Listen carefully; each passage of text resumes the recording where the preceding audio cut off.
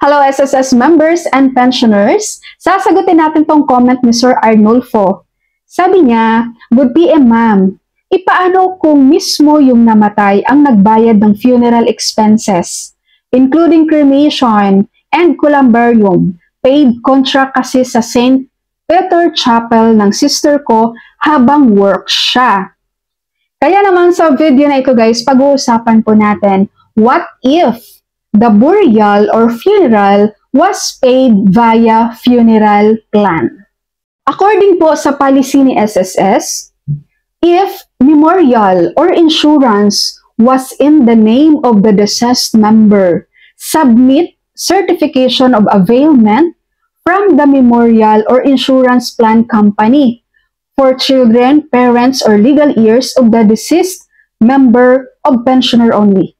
Ibig pong sabihin ni SSS dito guys, kapag daw po ang memorial or insurance ay nakapangalan po sa deceased member, nakapangalan doon sa namatay, kailangan nyo lang pong mag-submit ng certification of availment mula sa memorial or insurance plan company.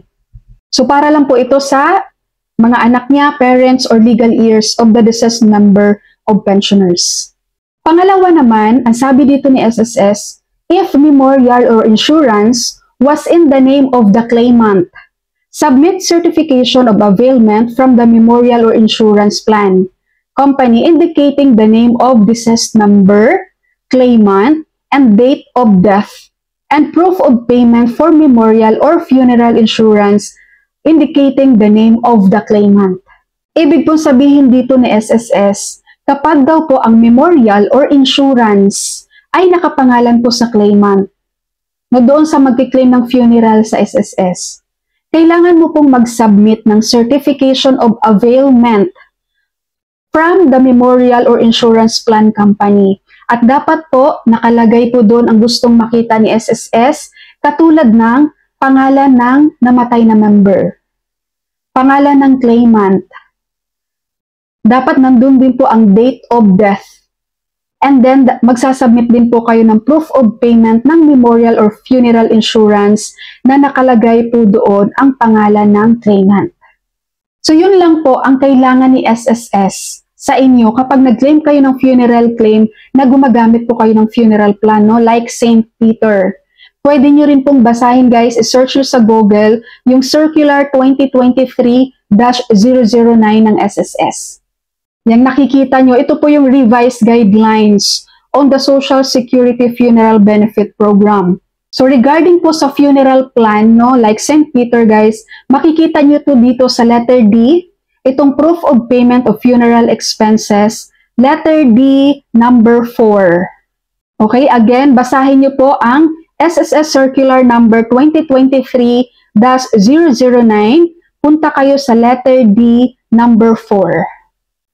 At para mas malinaw din po sa inyo, i-insert ko po dito ang webinar with SSS tungkol po dito sa funeral plan pagdating ng funeral claim nyo with SSS. Ng iba, what if the burial was paid via funeral plan? So yan din po, parang medyo nabanggit ko na rin to kanina, no? So if memorial or insurance daw po was in the name nung namatay na member, kailangan po mag-submit kayo ng certification of availment from the memorial or insurance plan company. Okay? For children, parents, or legal heirs po ng deceased member po ito.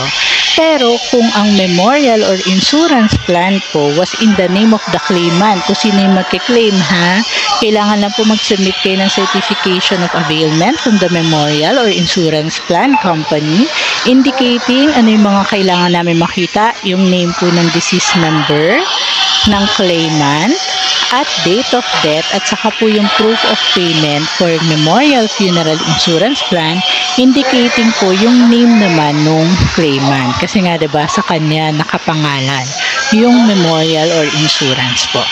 So I guess that sums up all the details under Circular 2023-009. From Miss Edith, okay? Buting araw. Oh, alam niya ang official greeting. What if the funeral services tulad ng St. Peter ay tinagamit lamang ng relatives and fully paid na ito before ang kamatayan ng member na gumamit? Ano ang gagamitin na funeral receipt kung paid na ito before? Ayan, so thank you so much for that po, no? So, yun yung actually nasa last yata, no, na frequently asked questions po natin. So, if in case po nakapangalan sa claimant, so kailangan na mag-submit ng certification of availment from the memorial or insurance plan company indicating po, dapat makita doon yung name ng deceased member, nung claimant mismo, at saka yung date of death, saka proof of payment for memorial or funeral insurance plan indicating the name of the claimant. Pwede po yan. Alright, SSS members and pensioners, sana may natutunan kayo sa video ko na to, guys. Thank you so much for watching, everyone. God bless you all.